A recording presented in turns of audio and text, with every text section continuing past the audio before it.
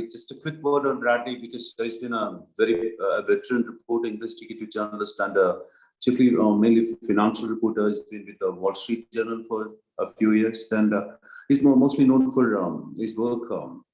Particularly, what interested me was his blood and oil and the work in the Middle East, and he was also nominated for the Pulitzer. Was a finalist with the Pulitzer with his colleague Tom Wright. For his work on the Malaysian scandal, the 1 billion Malaysian MDM scandal, MBD scandal, which is a $6 billion scandal involving, I think, as former Prime Minister Malaysia Najib. Correct me if I'm wrong, Bradley. Then what is very interesting to me was, his phone was hacked way back in 2009, long before Pegasus. So we would be actually looking forward to hearing from you, your experience, and what we can learn, from your experience to be safe, and to what the safe thoughts we should be taking as journalists and media professionals under the kind of difficult times we live in. So over to you, Bradley. Thank you very much. Can everyone hear me okay? It's good, Dev? Okay, great. So, well, it's very nice to see everyone. I'll just start off with a caveat, which is that I'm not a sort of cutting edge computer security expert, but as a practitioner like yourselves of journalism, I think the most important thing is that you be constantly up to date on the sort of, the state of the art of that issue. And I think that it's easy to, in this day and age, feel like you're safe behind different kinds of secure encrypted apps and things like that. But in fact, people are more vulnerable than ever. If you go back in time in journalism, it used to be quite hard to reach your tipsters because you had a kind of discrete readership, back when it was all about print newspapers and people had, desktop phones and addresses. It was harder to reach a broader audience. And so with innovations in technology and the shift towards online, there is a lot of new opportunities to reach potential sources of information for our articles. And then we had innovations like Signal, these encrypted apps. We felt more and more like it was a great time to be a journalist because we had, a more global reach. We had these, what we thought were secure programs that helped us deal with confidential sources. But what we've discovered in the last few years, but especially in the light of this Pegasus project, is that our phones are perpetual surveillance devices. And we don't even have to make a mistake in order to have our phone essentially turned on into a recording device, and all of our data, all of our emails and messages can be accessed. So this particular program that was being used, Pegasus, they had a no-click ability. So that meant that all you had to do was have a phone and they could access it. And you wouldn't have to click on anything. You wouldn't have to make any mistakes at all. So even if you practice all the best computer security practices, it still would be vulnerable to that system. And so I think that's quite a wake-up call for journalists, because never before have we been so vulnerable as that. If you think about it in that more historical context, when we had notebooks and we met people and we did interviews, it would actually be a lot harder for a foreign government or for any kind of party to intercept our messages and find out who our sources are, because it would be more spread out. It would be in a notebook. It would be hard. It's offline. Now we do everything on our phones. So in a sense, we made it even easier than ever for malicious parties to access all of our information. And especially with the way that governments have been able to purchase these kinds of tools, and Pegasus is just one of them. It's perhaps the leading product, but there's many others that exist out there. It means that there's a sort of simple temptation by a government, the people in charge, to use that system to surveil their enemies, their political opponents, people who are just generally causing them any trouble at all. And so I think it's actually a really important moment in journalism where we have to kind of actually retrench from technology. We still need to be open and available to these sources to come to us, tipsters and whistleblowers. But at the same time, we have to do some quite annoying things to segment the information into different places. And we have to do something that's very hard to imagine, which is sometimes we have to leave our phone behind, because the way that this technology has become such a powerful tool, if you carry your phone with you and you're doing a very sensitive investigation of some kind, you're leaving all of the trails that a malicious party needs to harm your sources, to bring malicious lawsuits against you, to in general get ahead of your journalism and prevent you from finding the truth.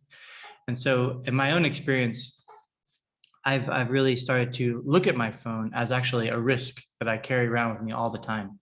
And like, so for example, it may have been traditional that you would make your phone number available to people, and because you want them to call you or to send you messages.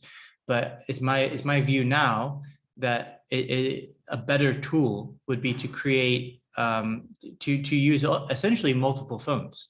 So when you want to create a phone that's publicly facing, so that someone can send you an initial message, and then you want to have ways to take that initial message from someone and then take that conversation offline, whether that's meeting them in person, or it could be mailing them a very cheap phone that you could use to call them from another phone.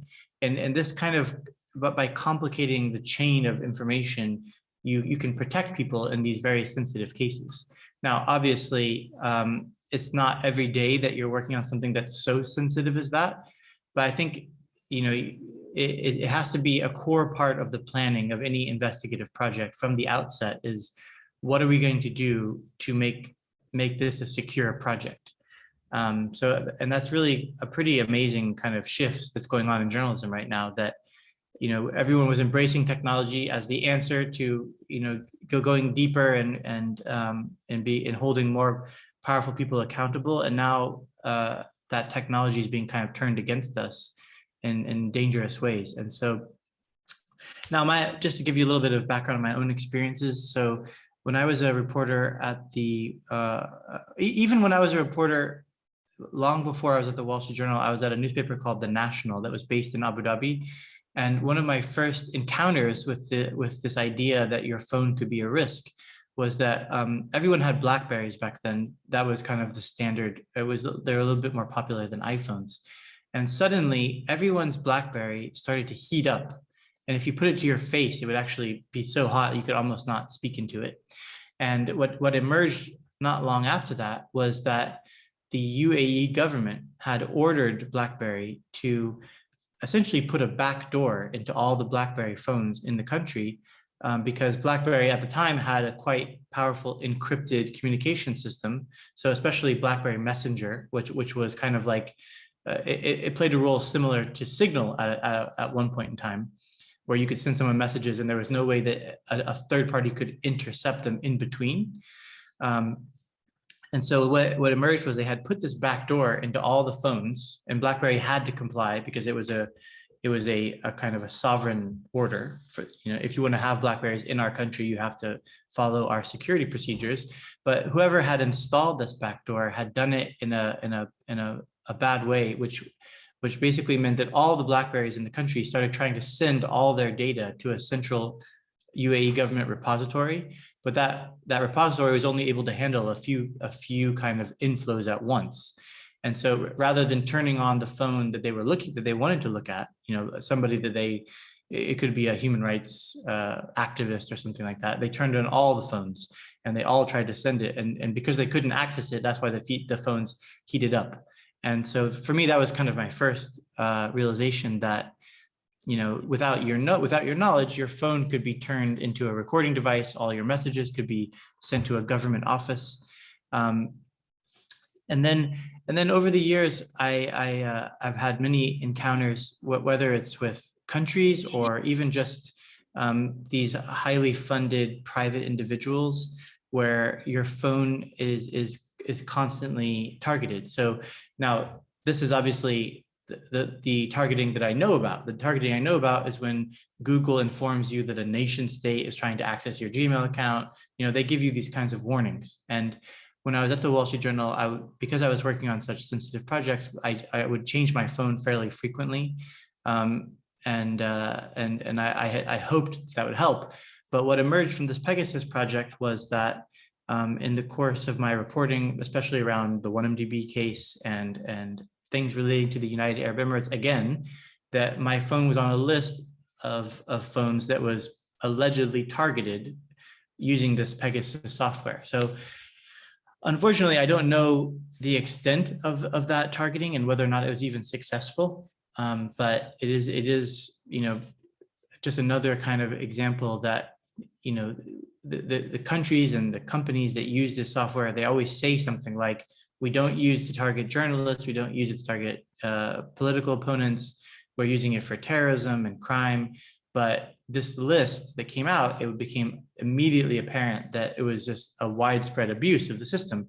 And part of that is because once you buy access to this system, you aren't really held accountable. Like this company that sells the system called NSO in Israel, they're not monitoring your usage in real time. They say they have the ability to go back and look and see if their system was used in a certain case if someone raises an issue. But essentially, if a country buys access to it, they can do whatever they want with it. And so therein lies the temptation for any kind of autocratic country is, using it just for crime isn't as exciting for them as perhaps using it for looking at political opponents, looking at other members of the royal family in some cases. I mean, it's really just a crazy case. I'm privileged because I live in the UK and there's a little bit more protection of journalists here than there is in some places. But I think the people that are most vulnerable in the world are people in places like Mexico, probably to some extent India and other countries where journalists sometimes don't often have the same protections. And we have seen in those countries that the abuses were even more widespread than they were in other countries like the UK. So I think it's these challenges of computer security are almost even more pressing for journalists in India and places around the world because the protections aren't there. And so I think you have to be especially paranoid, especially when you're dealing with a sensitive case. And it might not even be a government case. A lot of people think that this is a risk when you're dealing with foreign governments, like the United Arab Emirates or Saudi Arabia or whatever. And that definitely is the case. But also wealthy private individuals have ways of accessing similar systems of this. In some cases, they can piggyback on another country's system. So if you can imagine a billionaire can persuade a smaller country for a fee to use their system, so that's just one example. So and there's a case actually in America where a Israeli private investigator was arrested in Florida about 2 years ago. And what he's alleged to have done is been a kind of intermediary, especially for private individuals looking to hack other people. And so it could be hacking people in a dispute like the other party, but also it could include journalists. And there has definitely been cases of that. And in every newsroom where I know journalists, this is a constant discussion now. And some places are even hiring new kind of information security experts to try to figure out how to protect their journalism in this time, because there's just so many consequences to not being able to secure your relationship with your sources. And even just these exposures that have come out in the Pegasus project, I fear will make many people around the world worried about getting in touch with journalists in the first place, because they'll immediately say that, well, this journalist is assuring me they'll protect my identity, they won't reveal it, but can they be so sure that someone else can't find out? Because maybe they even left a note on their computer with the person's name on it. And as simple as that, it could be as simple as that, putting that person at risk. So I think this is just such a critical issue, and it really should change how newsrooms buy equipment, like for example, in the past, maybe newsrooms got every reporter a smartphone of some kind, but in fact, maybe added to the mix should be a big box of dumb phones that can be used for any purposes. So, one of the more secure ways of communicating with someone would be to have two simple smartphones which each of them have the other phone's number, and neither one of them is associated with an individual, like essentially a burner phone. But two burner phones that only call each other is actually harder for someone to intervene and intercept and understand what's being said in some ways. I mean, in a sense, you face a different risk, which is if you're speaking over an open phone line, that could be collected in another way. But you could play a sort of careful role where you have two phones, even if they are relatively dumb phones, that each of them have like something like WhatsApp on them, and they only communicate with the other phone. The key to it is keeping a closed circuit, not having your personal phone that you use for everything be the phone that you also speak to a sensitive source on. And so I think newsrooms should be thinking about that. What can they do to build a kind of technology kit around a particular investigation? Obviously, like I said before, this doesn't mean every investigation, every article that's being made, you have to worry about this stuff.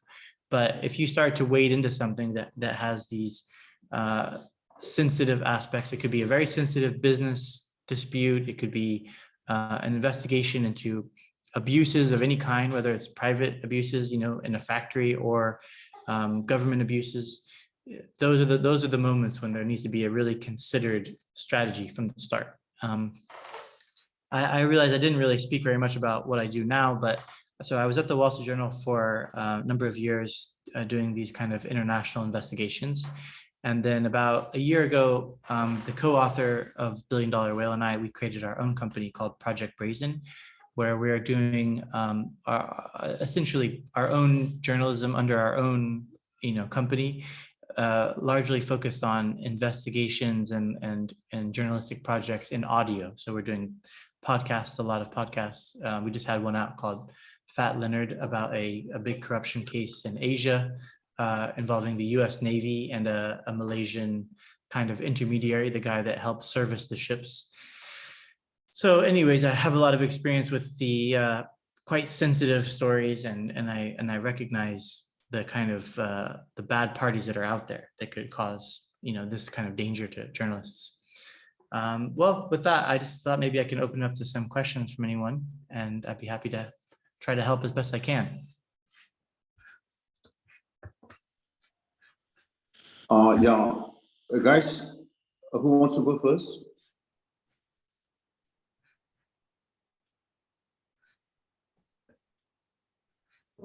Sir, I have a question. Yeah, go ahead, please. Sir, hi. I've gone through a couple of websites, journalist websites, and they talk about something called the secure drop. So just curious to know what is like, how does the system work, and what is the proportion of tips you get on a system like secure drop, or on other conventional sources? Like, what's the mix of it you get? Yeah, I think secure drop is largely considered to be one of the kind of most secure ways that a newspaper can create an inbound system for tips and for whistleblowers. The downside of it is that it can be very hard to set up, because there's a lot of very specific steps that have to be taken. And you kind of need almost like a full-time administrator of your secure drop for your newspaper, because, and now the main issue I have with it is that most average whistleblowers or people that might have information are a little bit, overwhelmed by what they have to do in order to submit it to you.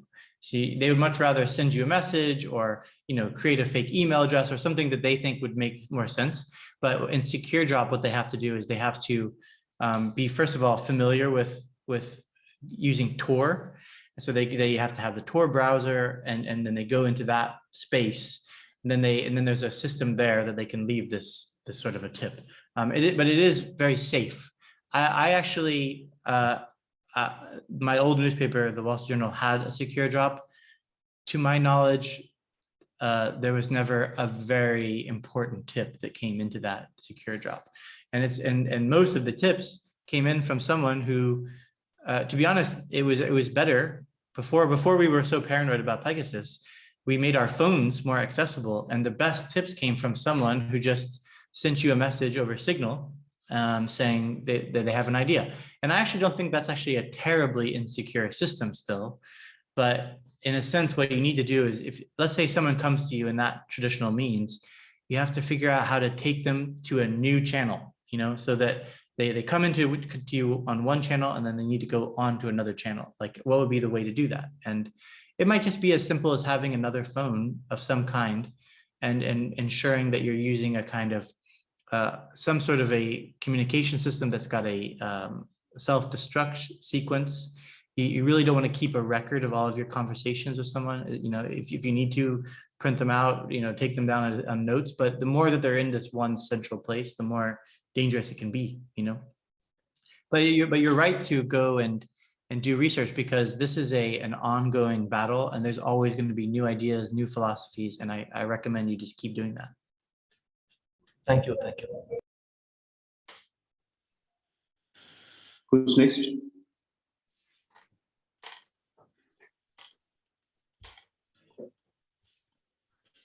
Anybody? I see you on Yes. Srishti. Yeah, Srishti, yeah. Hello, sir. Can you elaborate your experience while working in Middle East? Yes, sure. Yeah, so this is another kind of interesting question. Conflict zone.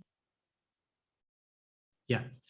So working in the Middle East is a particular challenge because so some countries in the world, like these Gulf countries, places like China, the government doesn't even need to have any special software. They own the network, so if they want to be inside your phone, they can do it if you're within the country. And so my view of when I travel to the Middle East or some places else, other places in the world like China, is that every device you have could become compromised the moment you set foot in that country.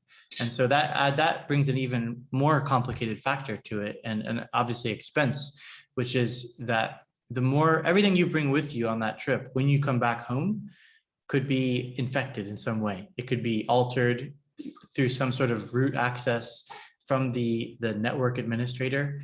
Obviously, having like an iPhone or one of the more secure phones, it probably helps make that less of an issue. But I would, and many companies in the world, there's many hedge funds and banks and corporations, when their executives travel to China, they're handed a special phone for their trip. They use that phone while they're there, and then when they come back home, that phone is destroyed. And that's just because of the huge risk of being infected or accessed in some way. And so being a reporter based in those countries is a really big challenge, because you have to kind of constantly operate under the belief that you could be compromised.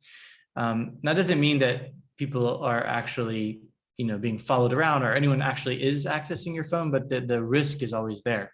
And so I don't know that, in a way, I always say the best way to cover some countries, some sensitive countries, is actually to be based outside of those countries, speaking to people who are almost the diaspora of that country, and then taking careful, well-considered trips into the country with that risk in mind. And so, and that definitely goes for the Middle East, most countries in the Middle East, to be honest, especially the Gulf monarchies.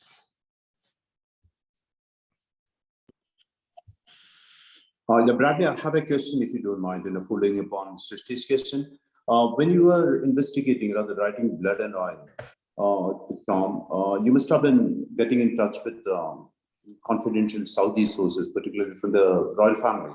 So how did you, two questions, did you know that there was a risk of some kind of snooping? And number two, how did you ensure the security and safety of your sources? Yeah.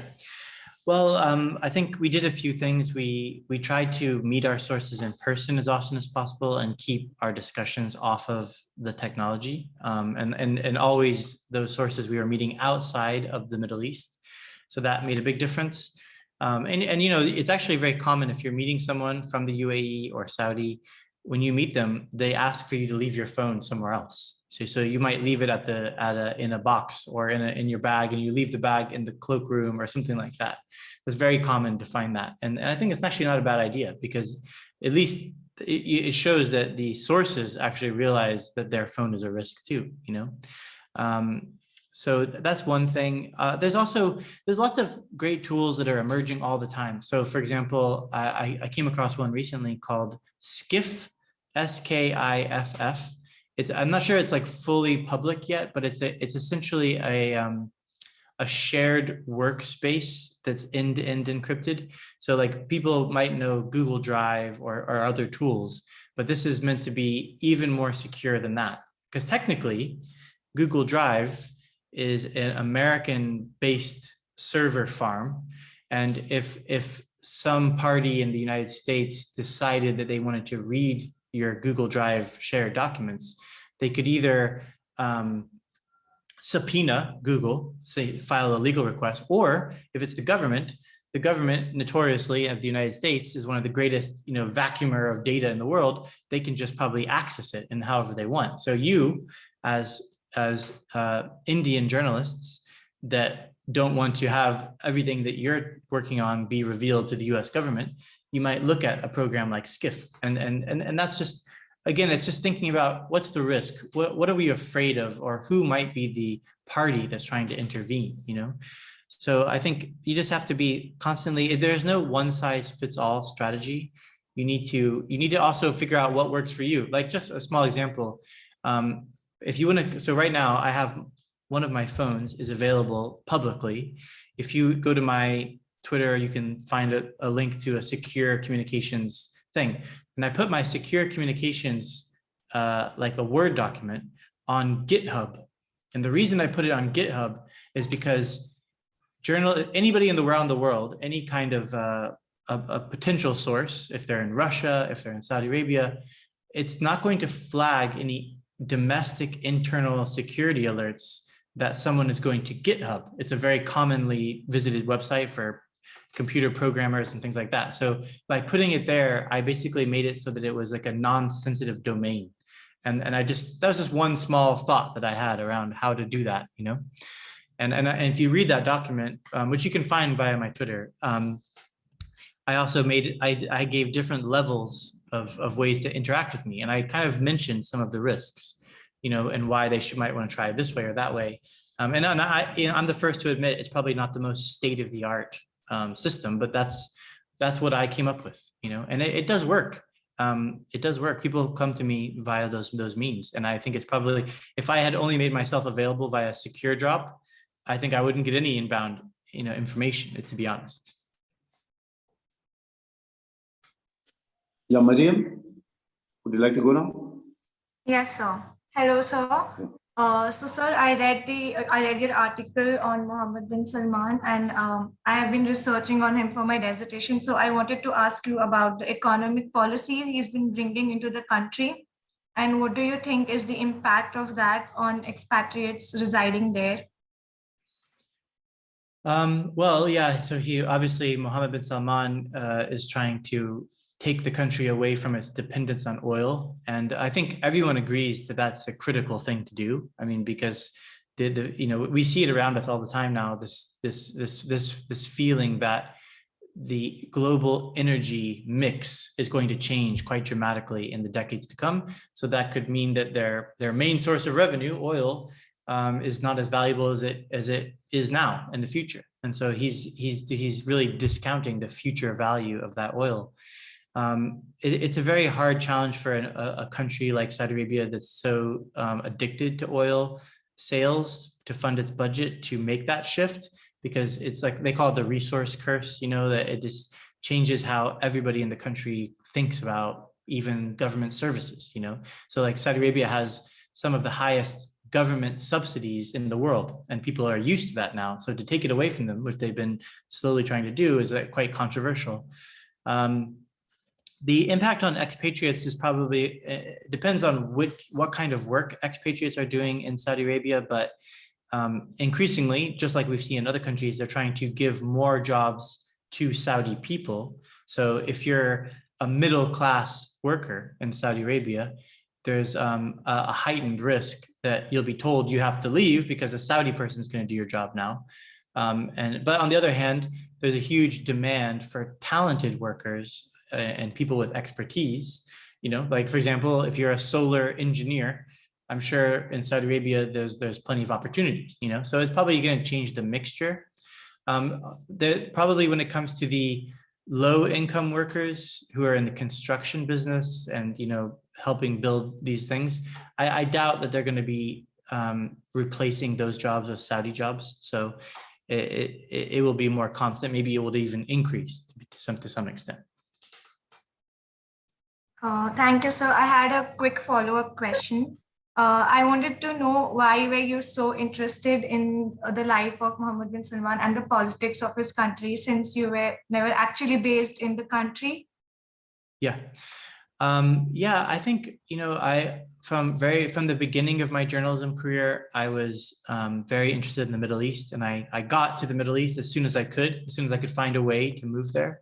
And I would just say I'm a sort of a student of the whole Middle East. I'm not obsessed with any one country, but while I was at the Wall Street Journal, I started to cover Saudi Arabia more because of what was happening with Mohammed bin Salman, especially because I was at the Wall Street Journal and there was a lot of business related things happening, like they were planning to take the oil company Aramco public on the stock market.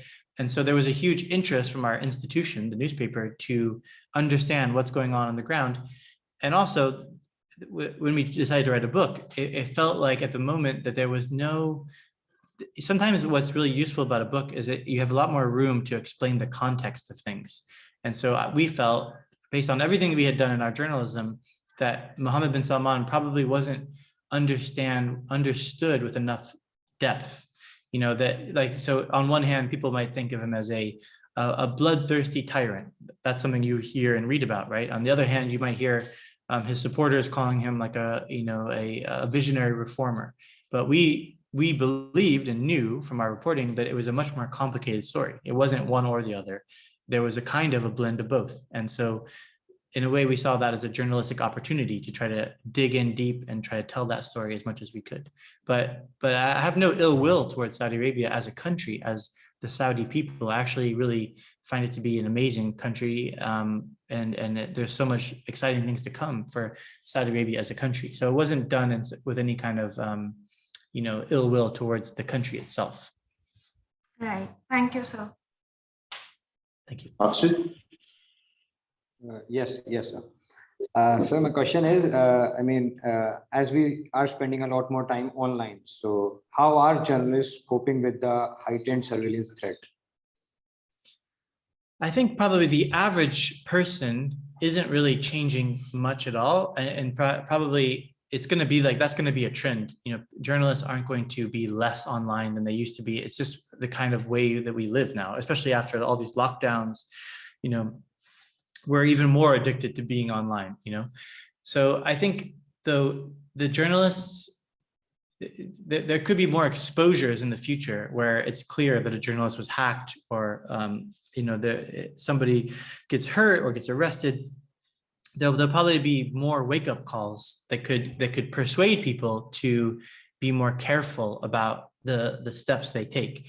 It's a very fine balance, because if a source comes to you, it's kind of like I'm from the middle of America where we do a lot of fishing, but I often think of it as there's a kind of phishing element to a source coming to you out of the blue. You have to behave and speak to them in just the right way to give them assurances, to persuade them it's a good idea to talk to you, and that it's for a greater good, that kind of thing. And so the more of these clunky things we have to do, security steps, the more difficult it is to make that connection with someone. So we have to strike a balance. We can't be overly secure because it could actually inhibit the flow of information. But at the same time, we just need to be always thinking very simply one thing. This phone or this computer that I have is a risk. Everything I'm doing on here is risky. You know, like I had a kind of personal view a long time ago after I saw so many people's emails were hacked and then exposed on the internet, that any email I send should almost be like, I should consider it a public document.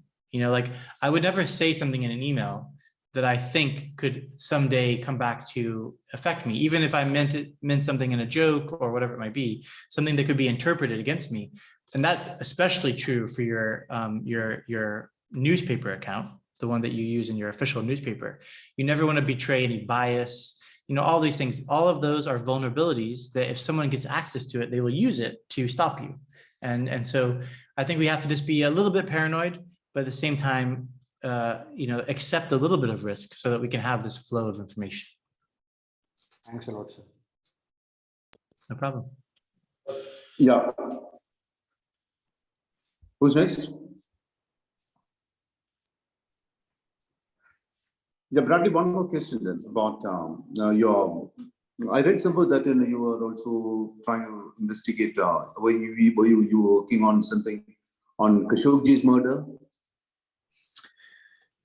Yeah, we covered it in the book. We tried to In the kind book, of yeah.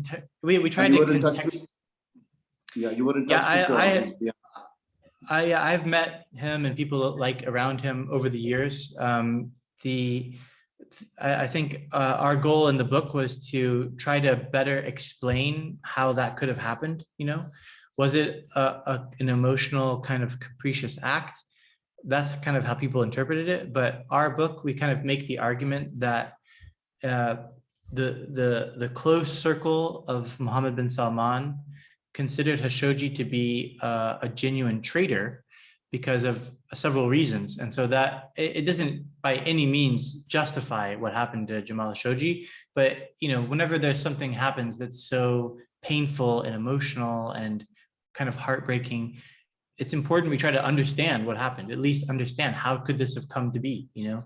And so there's a lot of things that we've mentioned in the book that I think are important to understand that whole issue, which is, you know, among them that, so obviously Khashoggi spent most of his life as a sort of friend of the royal family of Saudi Arabia and almost an employee. And the state-run newspapers of Saudi Arabia are just an organ of the government and of the royal family. They're not a truly independent place of ideas by any means.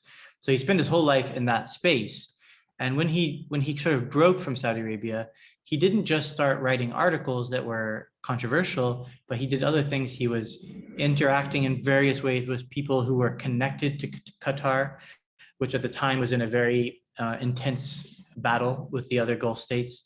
He was in the early steps of cooperating with the lawsuit against Saudi Arabia on behalf of the 9/11 victims, which would have been considered like a completely outrageous thing for the royal family, because that lawsuit was a major sticking point for them. Even the Aramco IPO, which I mentioned earlier, one of the reasons they couldn't do it the way they wanted to on the New York Stock Exchange with a big fanfare is because of the risk of litigation. And he was essentially saying, hey, I'll help you with your litigation and things like that. You know, so it was a mixture of things he was doing that were very inflammatory.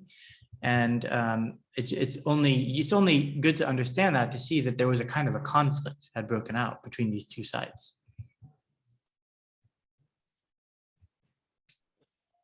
Yeah, we got a question from Anjana. Her mic is not working.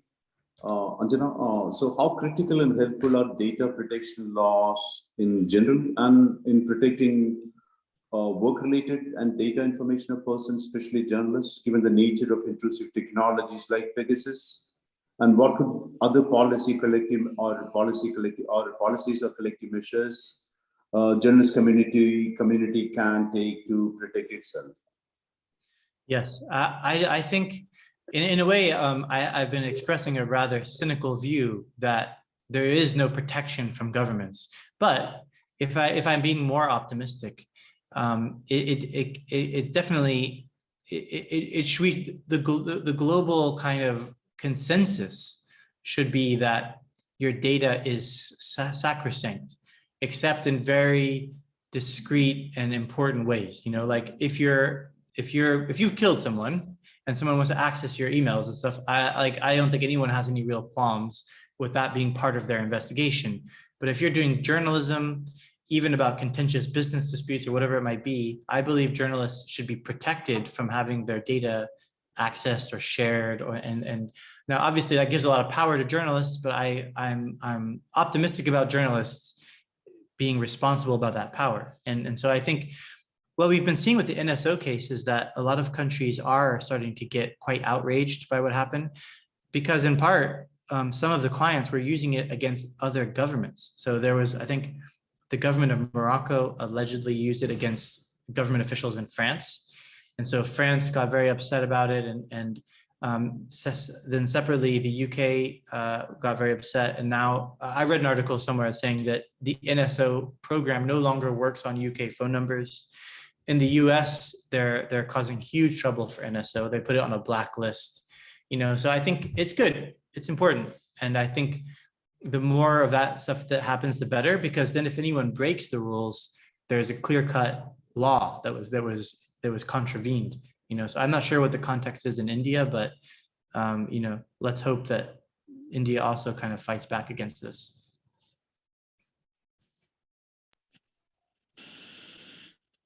Anybody else? Yeah, just following upon Anjana's question, Bradley, does your UK law, do UK laws cover, I mean, can Princess Maya, whose phone was allegedly hacked by Sheikh Mohammed of Dubai, and can she actually sue the family for under the UK law, or is it illegal in the UK? Because she was using a UK number and her attorneys were also using UK numbers. Yeah, I mean, I don't know the particulars of that law, but it sounds like a pretty clear-cut violation of the system here. You know, even in the UK, the rules around data are very strong, you know, and privacy. And so I think there'll be probably many grounds to for her to kind of raise that. And also she's in other kind of litigation. I'm sure this is a factor in that now that can be introduced into that case. But you know, the thing I always say is people sometimes they wonder, does journalism have an impact? Does it make a difference in the world? And sometimes the impact of journalism isn't just a law was created or a lawsuit was created or whatever. It's the simple exposure of things has an impact itself. So Sheikh Mohammed of Dubai is now shamed globally for having used the system to access his ex-wife's phone. Like that is a shameful act. And to expose shameful acts is itself important because it changes people's behavior. When some party is considering doing something similar, there's now a precedent for why they might not want to do that, the embarrassment that might cause. And there's all these other kind of repercussions people don't even see. Like in the case of corruption stories, if you write an article about someone potentially being involved in a corruption case, just the act of writing that changes that person's interaction with banks for the future. So whenever they go to open a new account or if they're transferring money at the account, the bank compliance department will have flagged that article and they'll have additional questions for that person. So in a sense, sometimes there's a hidden impact of journalism. And in this case, the Pegasus reporting project, which I'm not a part of, but I was interviewed in it, I think is probably having a lot more impacts than people even realize.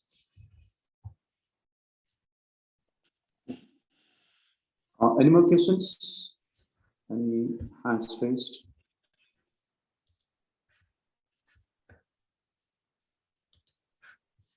Yeah. Okay. Okay, thank you so much, then, Bradley, for taking time for this. It's been wonderful and it's been pretty informative. And can I share my email with them, just in case if they want to? My email? Yeah, sure. I'll put it in now. Yeah. And you can see our projects here, and you can see this podcast I mentioned here. Yeah. Okay. Okay, thanks so much for taking time. Have a nice day. Thank you. Thank you. Have a nice evening, everyone. Yeah. Thank you. Bye-bye. Good luck. Thank you, sir. Thank you, sir. Thank you, sir. Thank you, sir. Thank you, sir.